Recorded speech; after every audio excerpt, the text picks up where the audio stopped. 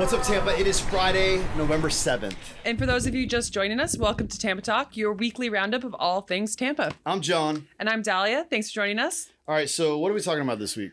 Well, for this week in the work, I was reflecting earlier today on how many beginnings we're having towards the end of this year. And not just like within our direct organization, but kind of just the whole ecosystem of the work. But we soft launched the drop opening up. We are open. Tell us about that. Yeah, I mean, we record on Thursday, so I just came over from there from our second day opening. So on what's today? Today's the 6th. You're hearing this on the 7th. Today's the 6th. We opened on the 4th for the first time, 8 a.m. till 1 p.m. We saw about 33, 35 people roll through day one. So it was awesome. Word got out immediately. We saw pretty full house again today.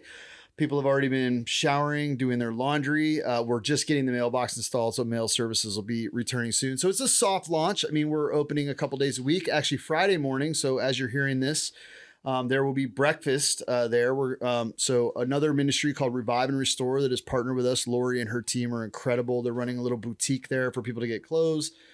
It was incredible watching people roll out of that closet with like fur coats and stuff like that. I mean, I was like, they don't even walk the same when they got these new fresh like clothes on. It was incredible. Take a shower, get some fresh clothes, whatever. But they run a Friday morning breakfast that they've been doing for some time at Station House Barbecue on Nebraska. And they've just recently run out of space, which I already wanted them to come over and do it at the drop. But I was like, you don't want to change locations, but it's only a few blocks away. But they came to me and said, hey, we're running out of space. I think we're going to cook it there and bring it over. Cool. So on Friday mornings, they have Bible study. They have a pastor they work with who does a Bible study from 7 to 8, which is just available. If you want to come to that, you got to be there at 7. They kind of lock the doors. So just for that. And then they open up at 8 o'clock for anyone to come in for breakfast. And then that'll go till about 10:30. And then hopefully in time we'll stay open, but on Fridays right now. So 8 to 10:30 is breakfast every Friday morning with the Revive and Restore team. And I don't know, it's just a huge joy. And I mean, it's just been super enjoyable. Like now I'm in there hanging out with people drinking coffee instead of like, I don't know, laboring all the time. Yeah. It's been awesome. It's been awesome. No, it's super exciting stuff. I mean, the drop coming online, we're getting our kitchen in hand on today. Yeah. Friday when you're listening to this. Yeah. We'll have that ribbon cutting ceremony next month. Rude Awakening Farm is doing their ribbon cutting ceremony next week, Friday, the 14th at Rude Awakening Farm. So just like so many beginnings. And as we close out the year and kind of go into the holidays, I think there's just a lot to reflect on and kind of like some really good direction for WellBuilt cities to go in 2026. Yeah, it's super exciting. A lot of things are unfolding, and you're right though. As the year ends, it does. Like I think this is going to be a big year for us, like drawing up New Year, like a budget and plans. Yeah. It's like a lot of things are gonna start happening for sure. Well, let's take it back to November 13th, 1992, when the Tampa Bay Lightning recorded their first shutout in franchise history. Yeah, Pat Jablonski stopped all 38 shots that night for a 1-0 win over Ottawa Senators. The only goal came from Brian Bradley, one of 42 he scored that season. Not bad for the team's very first year on the ice. And fun fact, that was also Jablonski's only career shutout in NHL history. So their first year on the ice was 92. I guess I didn't realize that. Early days of Lightning hockey, they were scrappy, surprising, and I guess they're still making some history. Let's get into the news for the week. So starting off with some big business news, the popular Pan-Asian restaurant chain, Wagamama.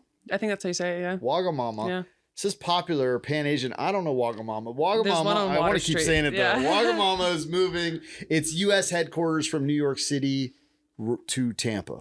Yeah, and so it is a big deal. This is a very large restaurant chain, and the company says the move is all about growth. They want to scale operations and modernize their model. They already have a Tampa location on Water Street, but now the headquarters will officially open December 1st on Northwest Shore Boulevard.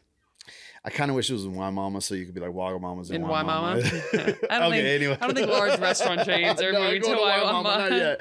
But a little more flavor for the 813, and that's always some good news. I'm digging it. Meanwhile, a Tampa jury has reached a verdict in the Alicia Andrews trial, one of the suspects in the killing of Jacksonville rapper Julio Fulio. Yeah, so after several hours of deliberation, the jury found her guilty of manslaughter instead of first-degree murder and not guilty of conspiracy. Fulio was ambushed and killed outside a Tampa hotel near USF while celebrating his birthday last summer. I do remember actually reporting on this. Yeah, I remember. It was like right down the street. And it's been a high-profile case that's drawn national attention.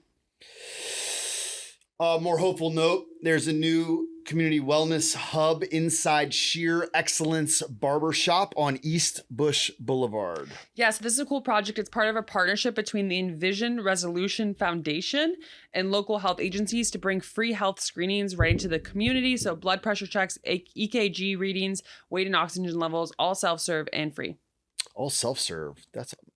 I love it. I want to go.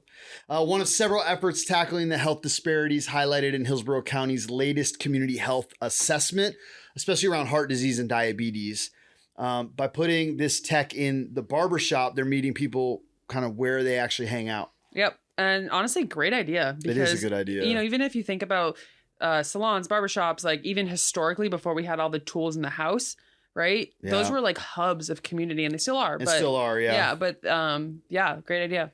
Switching gears to the travel news, government shutdown is officially impacting the skies. So starting today, 10% of flights in the 40 busiest U.S. airports are being canceled because of a shortage of air traffic controllers. Yeah, so that includes Tampa International Airport, which ranks 29th in the country for passenger volume. So even if you're not flying from one of the busiest hubs, you still might feel the ripple effects. And so this is about safety, officials say. Fewer controllers mean fewer flights, but you know, the air traffic hasn't been slowing down with these. So some airports are dealing with 80% less labor force and yet the same amount of flights coming in. Yeah, well, but there's been, I mean, we had several people even in our own like kind of community that had done some traveling over the last week or two, and like things were delayed like crazy. Of course, like the lines, you got 20% of your staff. Yeah, it was getting wild. So they're if you're trimming flying that down. Yeah, so if you're flying, check on your flights, because, and a lot of airlines are doing like changing the rules because this is like without a passenger. This is out of the norm, you know. But let's talk about some events happening around the Bay this weekend. So the 11th annual Tampa Tattoo Arts Festival is going on at the Tampa Convention Center from Friday to Sunday. It's $40 for all 3 days or $20 a day. And then we also have some of our own events taking place in, this one's not really quite our own, but it's called the Food Sovereign Farmers Market, taking place at USF's Botanical Garden. So both Homegrown Hillsborough will be there supporting the initiative, but it's ran by the USF's Agrarian Club. So a student-led farmers market, which is pretty cool. So there's going to be vendors selling honey, plants, zero waste products, and produce, as well as some other kind of fun things to think about food sovereignty and SNAP access. It's taking place Saturday, November 8th from 10 to 2, and again, over at the Botanical Gardens on USF's campus. We also have the Tarpon Springs Seafood Festival going on Friday through Sunday on 600 Hill Street. It's right downtown Tarpon Springs there. Free admission, and then you pay for your food. I didn't make it to this last year, but I read all the things online, and I think this thing sounds incredible. Like if you're into seafood, I've been to it, and I bumped into somebody we both know there when I went, and I don't remember who. I think it might have been. Well, if you're watching, if you're listening, I want to say it was Will Schambach or Pastor Gabriel, but it was one of those two guys. Both cool people. Hillsborough County Fair is still going on through November 9th over in Dover. Tickets are as low as $11. And then just another plug for our Well-Fed Community Kitchen Ribbon Cutting Ceremony taking place at TGH Health Park on December 12th. From 11 to 2, you can come tour the kitchen and learn a little bit more about kind of our plans for 2026. You can go to WellFed's website at www.thewellfedcommunity.org to kind of learn more about that. And you can also visit connect.homegrownhillsborough.com to learn about the Homegrown Hillsborough Annual Conference and get your tickets there for our event happening December 2nd through December 4th.